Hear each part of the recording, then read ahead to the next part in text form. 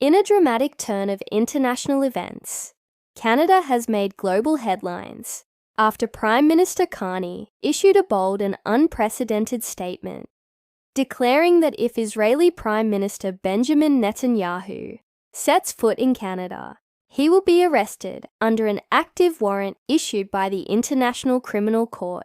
This announcement has sent shockwaves through diplomatic circles, sparking intense debate across nations and raising profound questions about international law, sovereignty, and justice. The statement, brief but firm, marked a defining moment in Canada's foreign policy stance, positioning the country in alignment with the ICC's authority and signaling a significant shift in its approach toward international accountability. According to Prime Minister Carney, Canada will fully comply with international obligations as a signatory to the Rome Statute, the treaty that established the International Criminal Court.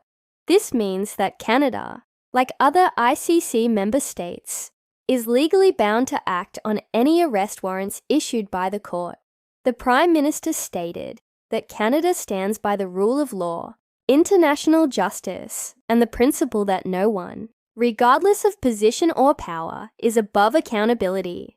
The statement was both a message of legal obligation and moral conviction, reinforcing Canada's image as a defender of human rights and international order.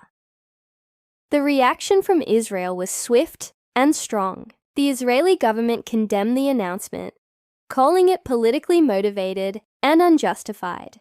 Officials in Jerusalem described the move as a betrayal by an ally and warned of serious diplomatic consequences. Supporters of Israel around the world have also voiced outrage, accusing Canada of bowing to international pressure and undermining Israel's right to defend itself. Meanwhile, pro-ICC advocates and human rights organizations have praised Canada's stance, describing it as courageous and necessary to uphold global justice standards. The International Criminal Court, headquartered in The Hague, had earlier issued warrants targeting top Israeli officials, including Prime Minister Netanyahu, over alleged violations of international humanitarian law.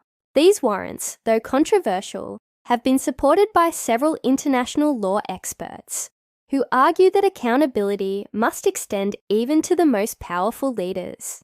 The ICC's move has divided nations, with some Western allies questioning its jurisdiction and others urging compliance with its rulings. Canada's position, as declared by Prime Minister Carney, places it firmly among those countries that respect and enforce international judicial decisions. In Ottawa, political reactions have varied across party lines. Members of the opposition have demanded clarity on how the government intends to balance its traditional support for Israel with its obligations under international law. Some have warned that the decision could damage bilateral relations, trade agreements, and intelligence cooperation between the two nations. Others, however, have applauded the Prime Minister's leadership, calling it a defining moment for Canada's moral authority in the international community. Parliament is expected to hold a debate on the issue in the coming days, and analysts predict that the political fallout will be intense and far-reaching. Globally, reactions from other nations have been mixed. European leaders have expressed cautious support for Canada's decision, emphasizing the importance of international justice while avoiding direct confrontation with Israel.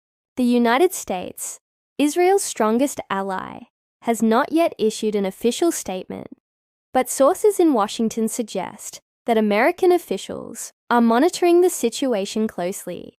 The White House is reportedly concerned that Canada's announcement might embolden other ICC member states to take similar actions, potentially isolating Israel on the world stage. Middle Eastern countries, particularly those sympathetic to the Palestinian cause, have welcomed the announcement, viewing it as a long overdue acknowledgement of accountability for alleged war crimes. Legal experts have noted that if Netanyahu were to visit Canada, the situation would immediately escalate into an international legal test case. Under the Rome Statute, Canada would be required to detain the Israeli leader and transfer him to The Hague. Failure to do so could result in Canada itself being accused of violating international law.